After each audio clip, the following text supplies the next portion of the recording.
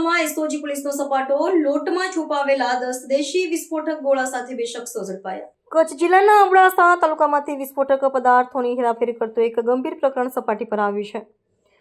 પશ્ચિમ Kutch special operation ગ્રુપે એક ગુપ્ત માહિતીના આધારે નલિયા અબડાસા માર્ગ પર વોચ ગોઠવીને 2 શખ્સોને આંતર્યા હતા. તપાસ દરમિયાન આ શખ્સો પાસેથી શંકાસ્પદ 10 નંગ વિસ્ફોટક ગોળ મળી આવતા પોલીસ તંત્ર હરકતમાં આવ્યું છે.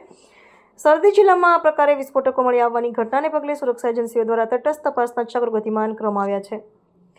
પોલીસની પ્રાથમિક પૂછપરછમાં ચોંકાવનારો ખુલાસો થયો છે કે આરોપીઓએ ઘઉંના લોટના મિશ્રણમાં વિસ્ફોટક પદાર્થો ભરીને આ ગોળા તૈયાર કર્યા હતા. સામાન્ય રીતે વન્ય પ્રાણીઓના શિકાર માટે આ પ્રકારના દેશી વિસ્ફોટકોનો ઉપયોગ થતો હોય છે, પરંતુ સુરક્ષાની દ્રષ્ટિએ અત્યંત જોખમી હોવાથી પોલીસે તેની ગંભીરતાથી નોંધ લીધી છે.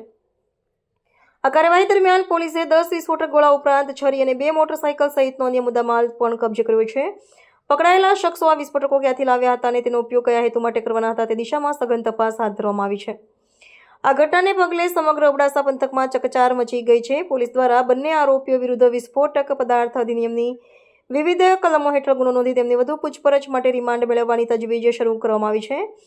સરહદી વિસ્તાર હોવાથી પોલીસ આ મામલે કોઈપણ પ્રકારની ઢીલાસ રાખવા માંગતી નથી. જિલ્લા પોલીસ વડાએ સ્થાનિક રહીશોને પણ અપીલ કરી છે કે કોઈપણ શંકાસ્પદ હિલચાલ કે બિનવારસી વસ્તુ જણાય તો તુરંત પોલીસનો સંપર્ક કરવો.